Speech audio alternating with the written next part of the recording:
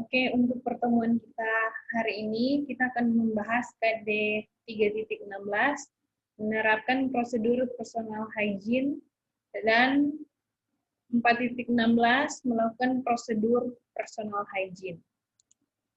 Jadi pengertian personal hygiene itu menurut beberapa ahli, yang pertama adalah menurut Potter Perry, personal hygiene adalah suatu tindakan untuk memelihara kebersihan dan kesehatan seseorang untuk kesejahteraan fisik dan psikis.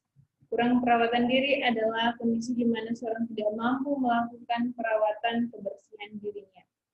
Oke, jadi seperti kalian ketahui bahwa personal hygiene ini bagaimana kita menjaga kebersihan diri. Nah, di sini nantinya kalian akan mempraktekkan bagaimana cara membersihkan klien, mulai dari ujung rambut sampai kaki. Berikutnya ada tujuan personal hygiene. Yang pertama, meningkatkan derajat kesehatan. Jadi yang kedua, memelihara kebersihan diri. Dan yang ketiga, memperbaiki personal hygiene. Jadi misalnya pasien yang kurang bisa mandi sendiri, dengan adanya ini personal hygiene, perawat bisa membantu klien untuk membersihkan dirinya. Kemudian pencegahan penyakit, kemudian meningkatkan percaya diri, dan yang terakhir menciptakan keindahan. Yang selanjutnya ada prinsip-prinsip perawatan personal hygiene. Yang pertama, perawat menggunakan keterampilan komunikasi terapeutik. Jadi pada saat melakukan personal hygiene, perawat harus melakukan komunikasi terapeutik. Yang kedua, perawat mengintegrasikan strategi perawatan lain seperti latihan tentang gerak. Jadi saat melakukan personal hygiene, perawat juga memperhatikan perawatan klien untuk latihan tentang gerak. Jadi bisa mengangkat tangan atau bisa mengangkat kaki. Kemudian perawat mempertimbangkan keterbatasan fisik klien. Jadi kalau misalnya kliennya tidak bisa menggerakkan tangannya, berarti perawat yang harus membantu. Kemudian perawat menghormati pilihan budaya, kepercayaan, nilai, dan kebiasaan klien. Jadi kalau misalnya klien itu biasanya tidak boleh misalnya perawat membersihkan daerah genital atau daerah intim pasien, itu bisa pasien lakukan sendiri atau minta bantuan keluarga. Kemudian perawat menjaga kemandirian klien. Jadi kalau misalnya klien bisa menyikat gigi sendiri, disarankan klien yang menyikat gigi sendiri. Kemudian menjamin privasi klien. Jadi pada saat kalian membantu untuk melakukan personal hygiene kepada klien, jaga privasinya. Kemudian menyampaikan rasa hormat dan mendorong kesehatan fisik klien. Jadi saat melakukan personal hygiene, perawat melakukan komunikasi, kemudian memberikan dorongan bahwa klien ini bisa cepat sembuh dan sebagainya. Itu bisa membantu proses penyembuhan klien.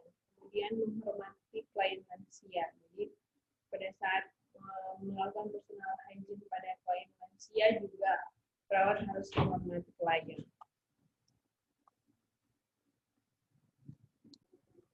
Oke. Selanjutnya, faktor-faktor yang mempengaruhi personal hygiene. Yang pertama adalah pilihan pribadi. Jadi misalnya pasien maunya pakai sabun yang pasien punya, tidak mau menggunakan sabun yang ada misalnya pada rumah sakit. Kemudian kondisi fisik, jadi misalnya pasien tidak bisa mengangkat kaki atau mengangkat tangan atau membalikan badan, itu bisa mempengaruhi personal hygiene. Kemudian variabel kebudayaan seperti tadi. Jadi misalnya pasiennya tidak mau dibersihkan daerah intimnya karena menurut kepercayaan atau kebudayaannya itu sangat tabu misalnya. Jadi itu bisa juga mempengaruhi personal hygiene. Kemudian citra tubuh.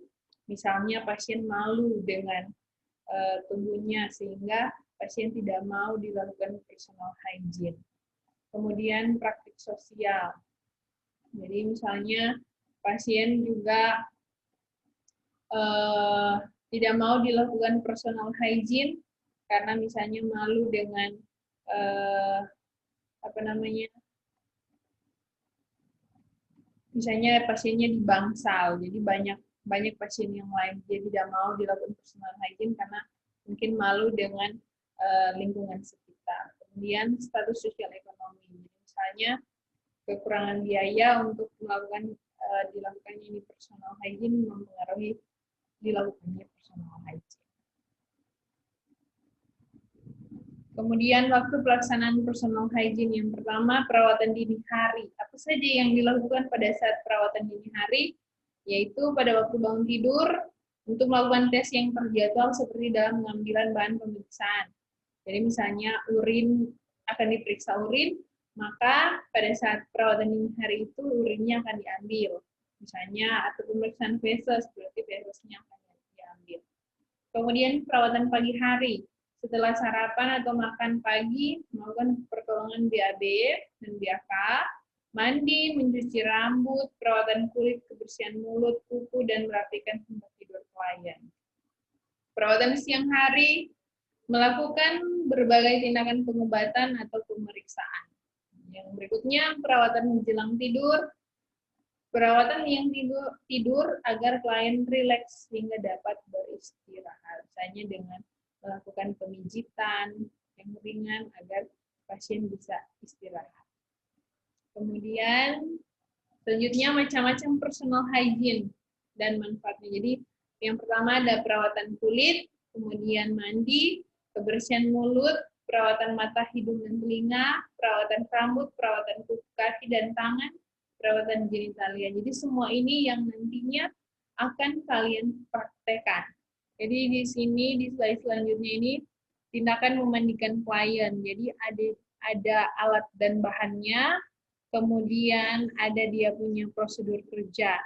Nah, untuk lebih jelasnya nanti kalian bisa buka di web Yedika. Nanti di situ Mem akan share video personal hygiene mulai dari memandikan sampai membersihkan bagian genitalia.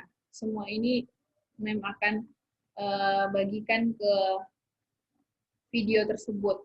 Nanti di situ akan jelas alat bahannya apa saja, kemudian tindakannya atau cara kerjanya bagaimana. Nanti juga kalian akan ada tugas, nanti tugasnya bisa kalian cek di web Yedika. Nah, mungkin kalau ada pertanyaan, nanti bisa langsung tanyakan ke grup WhatsApp. Oke, sampai jumpa pada pertemuan berikutnya.